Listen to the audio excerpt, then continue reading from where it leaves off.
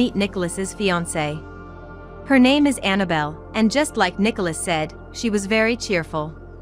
Throughout our conversation, her constant smile made me genuinely like her. When I first saw him at the company, I knew I liked him. I heard he lost his previous wife, but I didn't care and went for it. I aggressively pursued him. Anyway, she talked a lot.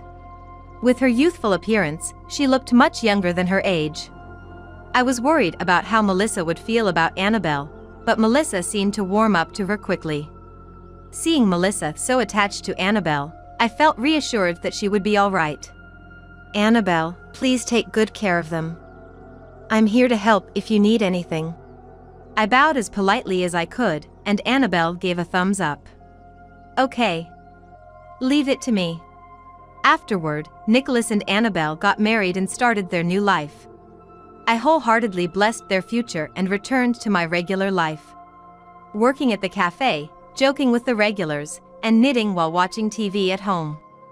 It was fulfilling, but I felt a bit lonely compared to the busyness of the past. At such times, I prayed in my heart to Stephanie. What would she say if she were alive? I thought about such things as I continued with my knitting. Several more years passed since their remarriage. One day, I went to give Melissa a sweater I had knitted, heading to the condominium where Nicholas and his family lived. Nicholas seemed busy with work lately, often away on business trips. With him not home often, I worried Annabelle might be overburdened with childcare.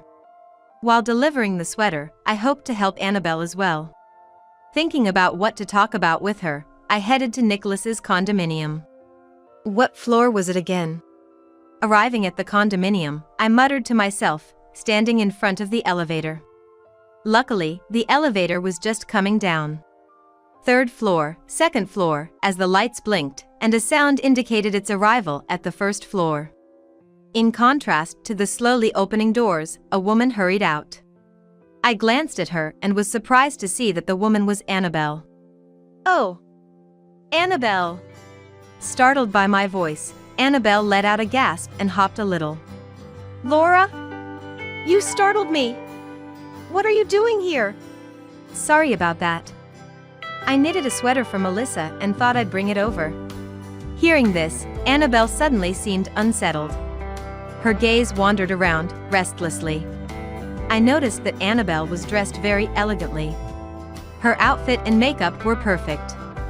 "Are you heading out?" Bad timing on my part. "Yes, I have a meeting with mom friends." So, Avoiding eye contact and fidgeting with the hand not holding her bag, Annabelle spoke.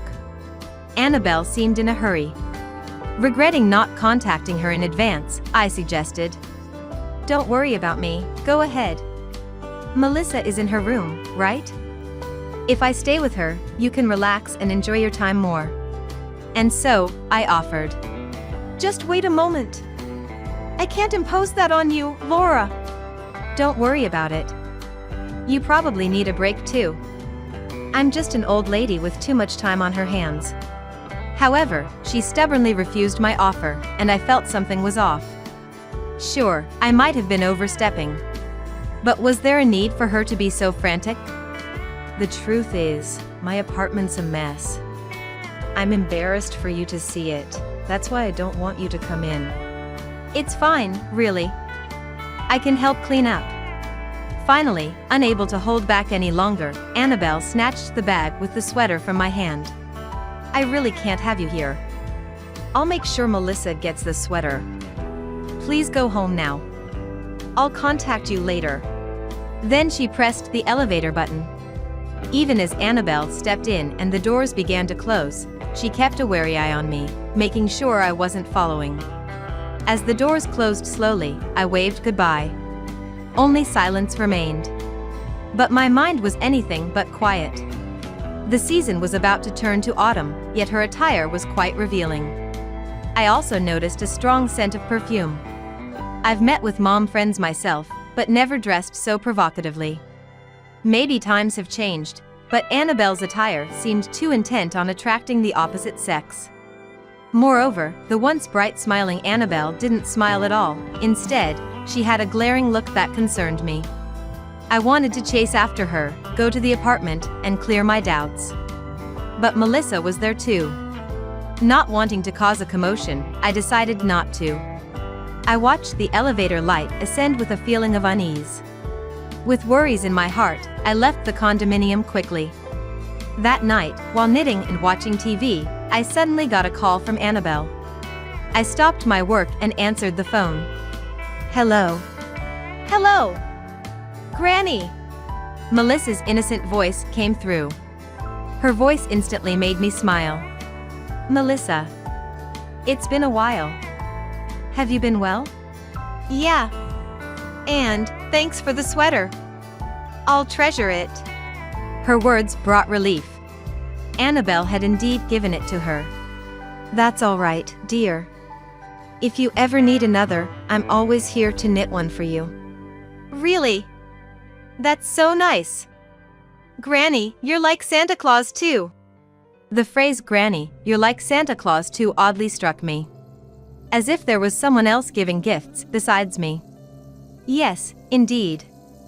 You're such a good girl, Santa Claus must visit you a lot. I subtly tried to confirm the meaning of her words. Melissa. Don't say unnecessary things. I faintly heard Annabelle's angry voice from the background. Unaware that I could hear her, Annabelle continued scolding in a stern tone. You've already said thank you, right? Hang up now. Yes, okay. Sorry, Granny. I have to go now. Melissa's voice was trembling. More than being upset about being scolded, she seemed frightened by Annabelle's voice. Understood. Call me again later. With that, I ended the call and picked up my crochet hook again. The interaction between the two felt oddly strained for a mother and child. Due to a vague unease, I found it hard to continue knitting. Annabelle's flashy attire from the afternoon and Melissa's fearful voice from earlier. Could something troubling be happening? I knew I had to do something, but wasn't sure what. I sat motionless for a while, pondering my next move. That's it. Nicholas. I should talk to Nicholas. With his image in mind, I immediately grabbed my mobile phone and called Nicholas. He was on a business trip out of state, but it should be after work hours. Please, pick up. Luckily, Nicholas answered the phone right away. Hello. What's up, Mom? It's unusual for you to call at this time. I could hear a hint of tiredness in his voice. But I had no time to worry about that. Hello, Nicholas. Are you okay? I need to talk to you about something. I'm fine, but what's wrong? Did something happen? Sensing urgency in my voice, Nicholas's tone became serious. I told him about visiting the condominium with the sweater, encountering Annabelle in the elevator hall, and then about Melissa earlier. Nicholas listened quietly as I spoke. After I finished, he replied, I understand the situation. Indeed, it does sound concerning. He let out a deep sigh. That's what I thought. I can't stop thinking about it. While I was frantic, Nicholas seemed surprisingly calm. What should we do? What if something happens to Melissa? Just wait a moment, Mom. Panicking won't help. I think Annabelle is just stressed because I've been busy. We shouldn't make a fuss about it.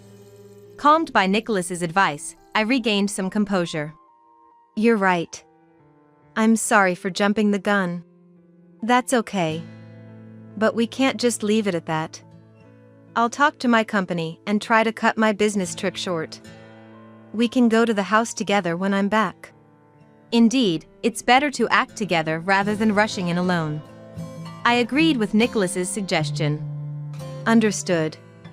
Let me know when you've decided on a plan. Yeah. But keep this a secret from Annabelle, okay? Talk to you later. After hanging up, I let out a deep sigh. Nothing was resolved yet, and the unease hadn't disappeared. But hearing Nicholas's calm voice had indeed eased my mind a bit. Nicholas has really grown up. I need to stay strong too. Reminding myself of this, I waited for Nicholas's call with a shifted mindset. Soon after, Nicholas contacted me saying he could return earlier than planned. We arranged to visit the condominium together and hoped for the day to come quickly. All I could do was pray for Melissa's safety. "Stephanie, please protect that child. I beg of you." I continued to plead in my heart. Finally, the day arrived. Leaving my house earlier than planned, Nicholas was not yet there. After informing him I'd enter first, I took the elevator to the apartment. Reaching the door, my heart raced. I mentally rehearsed what to say to Annabelle and braced myself before ringing the doorbell. I rang once, twice, but there was no response from inside. Unable to wait, I knocked on the door. "Laura here. Annabelle. Melissa. If you're there, please answer." I banged on the door loudly, but there was no response at all. Just as I was about to leave, thinking they might have gone out, I heard the sound of a key turning. When the door opened, there stood Melissa. She looked anxious, but her face lit up when she saw me. "Granny!" she exclaimed briefly and hugged me tightly. I picked up Melissa and went inside. The room was eerily quiet, and Annabelle was nowhere to be seen. "Melissa, did Annabelle go out somewhere?" Melissa just nodded in response to my question. As we moved further into the house and reached the living room, I noticed half-eaten snacks on the table. I put Melissa down and asked her again. "It's lunchtime, but you were eating snacks?" "Yeah. When Dad's not here, Santa Claus comes and brings me snacks." I decided to ask Melissa about the doubt that had been on my mind since the other day. "Melissa, who is this Santa Claus?" While eating the snacks, Melissa shook her head. "I don't know. He comes on days when Dad's not here and brings lots of stuff. Mom looks so happy about it." "What does Mom say about him? Does she mention Santa Claus's name?" Melissa tilted her head in confusion. "I don't know. She always leaves with Santa Claus quickly. Only Mom comes back. So, Santa Claus visits often because you're a good girl. But Dad doesn't know, right?" "Yeah. Dad's never met Santa Claus. Mom says not to tell Dad because it would upset Santa Claus." Hearing this, I was convinced that Annabelle was entertaining an unknown man while Nicholas was away. Presumably, that's what she planned when I tried to deliver the sweater. That would explain Annabelle's behavior at that time. And Melissa, receiving sweets and toys, really is believing in Santa Claus. A cheap way to keep her quiet. That's when I noticed Melissa's clothes were dirty. "Melissa, stay here for a moment." I had a bad feeling. Looking around the house, my fears were confirmed. Dirty clothes scattered everywhere, unwashed dishes piled up in the kitchen. Carefully avoiding the mess, I opened the fridge. It was nearly empty, with only expired food inside. Shocked by the state of things, I returned to the living room. Melissa was gobbling up the sweets. "Melissa, are you hungry? Haven't you eaten?" "I'm hungry because I haven't ate. That's why I like eating the sweets Santa Claus gives me." I hugged Melissa tightly, gently stroking her head. It's too much for such a young child to endure. How could I face Stephanie in heaven now? As I loosened my embrace, Nicholas arrived. Entering the room and setting down his bag, he sighed as he looked around. "This is a mess." "Dad! Welcome back!" Melissa quickly left my side and hugged Nicholas. "Melissa, have you been a good girl?" Nicholas embraced her, gently stroking her head as I had. "Nicholas, can you watch Melissa? She hasn't eaten anything. I'm going to the supermarket to buy some groceries." "Understood. I appreciate it." I hurriedly left and bought essential groceries. Back home, I cleaned the kitchen and cooked a meal. Melissa ate hungrily. Meanwhile, Nicholas and I cleaned the room and secured evidence of Annabelle's infidelity. We discussed how to confront Annabelle with the truth. During our talk, Nicholas sensed Annabelle's return and retreated to the back room. "I'm home." You better have not done anything. Annabelle entered, noticing me, and dropped her bag. Laura! What are you doing here? She looked around the room and went to the kitchen. And then approached me angrily. Unbelievable. You just come in and use the kitchen? That's outrageous even for you. Annabelle's anger didn't seem to subside. And then she directed her anger at Melissa. Melissa! You opened the door for her. Why do you always do such unnecessary things? Melissa dropped her chopsticks to the floor and clung to Annabelle's legs, crying loudly. Mom, I'm sorry. I won't do anything bad again. Please forgive me. Annabelle, there's no need to speak like that. Melissa was waiting here hungry the whole time. Annabelle, her face twisted in anger, let out a heavy sigh. I don't need to be lectured. Melissa is my child. Laura, please don't interfere. I clenched my fists involuntarily. Yes, her words weren't wrong. But I couldn't overlook this situation for Melissa's sake. But this is like neglecting a child. I understand it's tough with Nicholas being busy. If that's the case, you should have asked me for help. Enough. Just leave now. I'll ask Nicholas to have a word with you. There's no need for that. Nicholas, unable to bear Annabelle's harsh words any longer, emerged from his hiding spot. Annabelle was surprised to see him. Nicholas, you're back already. That was quick. Was work all right? Annabelle desperately tried to cover up her actions. But it was too late for such efforts. Still, Annabelle seemed oblivious, continuing to speak sweetly to Nicholas. If you had told me you were coming back early, I would have cleaned up and prepared a feast. But those words no longer had any effect on me or Nicholas. Nicholas signaled me with his eyes. Understanding immediately, I took Melissa's hand. Melissa, you're full now, right? Let's watch TV together. I took Melissa to another room and turned on the TV. Although she was sobbing, she soon became engrossed in the TV. Melissa, watch TV for a bit. I'm going to clean up. Okay. Leaving my smiling granddaughter watching TV, I returned to the living room. Nicholas and Annabelle were seated facing each other at the dining table. Annabelle had changed completely from her earlier coyness, now sitting quietly, looking down. Nicholas sat with his arms crossed, staring intently at Annabelle. I sat down next to Nicholas. Taking that as a cue, Nicholas began to speak. So, can you explain what all this is about? Annabelle bit her lip, not answering. Listen, Annabelle. I'm not trying to blame you. I share the responsibility, too. I was too busy with work to help with childcare. Then Annabelle suddenly looked up and glared at Nicholas. That's right. It's all your fault for dumping everything on me. You're never home, and Melissa is a handful. It was hard. So, you cheated on him. I calmly responded to Annabelle's defiant attitude. In her panic, Annabelle started blurting out things we hadn't even asked. I did love Nicholas, you know. Since I joined the company. I thought Stephanie's death was my chance, so I married him, but now I regret it. She continued, taking advantage of our silence. But look at Nicholas. He's gotten old.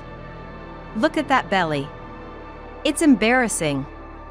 I'm disillusioned. I'm still young and I want to have fun. Is that too much to ask? I involuntarily glanced at Nicholas. But he didn't seem particularly angry. I get what you're saying. So, who is your affair partner? A friend from my student days, Hugo. We happened to meet recently. He's still wonderful, unlike you. After saying this, Annabelle looked up at the ceiling. I shouldn't have married. Melissa is becoming more like Stephanie and is not cute at all. But Hugo likes kids, so she was useful in that matter. Suddenly, Nicholas slammed his fist on the table. Both Annabelle and I were startled and tensed up. Nicholas glared at Annabelle with anger-filled eyes. You think because I don't say anything, you can keep this up? I was going to forgive you, but you keep spouting nonsense. Annabelle seemed completely frightened by this side of Nicholas. I swallowed hard.